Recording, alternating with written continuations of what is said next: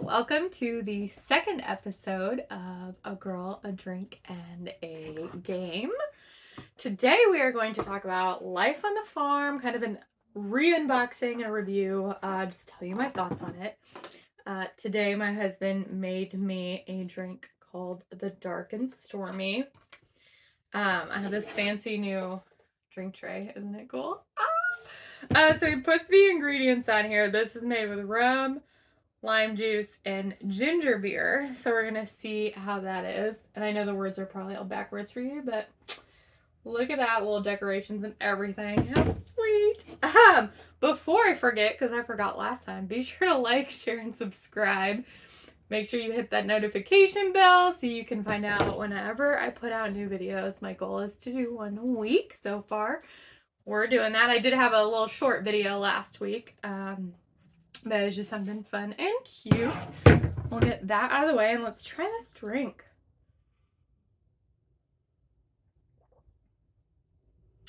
It's different. It's not bad. I think it needs a taller glass so it can have a little more of the ginger beer. But it's not good. I think it's like 2 ounces of rum, 2 ounces of lime juice, and then the rest ginger beer. Got it from Aldi. It's pretty good. I've never had ginger beer before, but it's non-alcoholic. It's pretty tasty though. So, life on the farm. This game, guys. This was bought for me by my in-laws. Oh, many years ago now. It's probably been maybe 5-ish years ago. I honestly think it might have been, bought as a bit of a joke, but I fell in love with this game. It is so much fun. It's made from a company that's called We Are Fun Games, and they are all about like educational games and stuff. Like right on here it says Teacher's Choice Award from Learning Magazine. This award-winning board game was created by an American farm family to share the mishaps and joys of life on the farm. So, super fun game. It's 2 to 6 players. Playtime is about 45 minutes. Ages 8 to 108. So, really fun for all. As soon as you can, grasp the concept of money and be able to read, then that is all you really need to do. So, let me show you the board here. So, here's the board. Pretty cool. It's got like your farm, your cows. More cows. The game is all about cows, so there's gonna be a lot of cows. A dog. It's very kind of Monopoly-esque-ish a bit. I mean, there's no like properties and things like that, but you go around the board, and every time you pass the start part, you get your milk check. So you get $100 per cow every time you pass this part. There are various spots on the board that are going to make you go back, go forward, lose turns. You have spots for farm expenses and you have spots for farm income. So you're going to lose money, you're going to gain money, all the things that you're going to do on the farm. I'll read through a few of these spaces. There's a lot of little fun incidences. I watched a video on this that said that everything on this fence has happened to this family, which kind of cracks me up because there's some doozies. Like, there's one that says, cows get out because the hunter cuts the fence. So you have to pay all your neighbors on both sides of you $10 per cow. And the goal of this game is to get 60 cows and $50,000. So once you hit that, then you win. But you're trying to get all these cows, so the more cows you have, when you hit something like that, the more you're going to pay out. But that's also the more money you're going to get when you come to collect your milk check. So it's kind of a hit or miss on that. But then there's, a spot that says like Beaver Dam washes out the road, must cross over bridge. You can, when you land on these cattle auction spots, it gives you an opportunity to buy cows. You can only buy cows when you are hitting these cattle auctions. And then you get that when you start as well. When you come to the start, there's a cattle auction right there. There's also like hunter shoots cow by mistake. So you lose one of your cows. Wild dogs roam by your farm and kill 2 cows, which is really sad. So there's just so many different fun little spots. You can inherit cows from your late uncle. You shake one die to see how many. So very cool. And then there's like the advance to start to collect your milk check. There's also a livestock sale spot. So if you land on that, you actually can buy cows cheaper than you would be able to buy cows at the normal price. So there's lots of fun spots. And of course, there is a pay taxes spot. So you never want to land on that because then you have to pay $100 per cow, which is as much as you get when you get your milk check. So that's a big chunk of change right there. Then here's what the bank essentially looks like. You've got your money spots. They're really cute. They each have a little design on them. So the $10 bill, it's got the little farmer with the milk buckets. And then we got some, looks like some geese. Do I know my farm animals? I think that's some geese. Or maybe swans or ducks. I don't know. But got some little birds on there. We got little piggies on the 50. We got some roosters on the $100 bill. We got, I think this is a sheep. Yeah, we got a little sheep on the $500 bill. And of course, we got cows on the $1,000 bill. Then you got your cow cards. This is how you keep track of how many cows you have.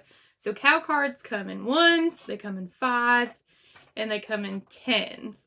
And like I said, you got to get 60 cows and $50,000 to be able to win the game. One thing I love about these cow cards is they all say something on the back, and it's all something totally different. So you get little fun farm facts as you read or as you play the game. Now, whether you read them all or not, that's up to you when you play. But I'll just read a couple little fun things. You got geeses are faithful. They mate for life and mourn when their partner dies. Like, who would have known that about a goose? Like, I didn't. Oh gosh, I don't think I can read that word. The Araucana is called the Easter egg chicken because they lay colored eggs, blue, green, or pink. Now, I did actually know that there were chickens that did that because my in-laws have some, but they call them Easter eggers. They don't use the fancy Araucana name. So I have heard of the Easter eggers that lay colorful eggs. Hens do not lay eggs when it is dark. Like, it's just so random. And the 5s and the 10s, they have it too. So let's see. So when a cat drinks, its tongue, which has tiny barbs on it, scoops the liquid up backwards. Like, who'd have thunk it? So you can get a lot of little educational tidbits while you're playing this game as well. You have your farm expense cards. Those go on that farm expense spot. And then whenever you land on a farm expense spot on the board, you have to pay for whatever it says. So, worst card ever. You have been audited. Nobody wants to be audited.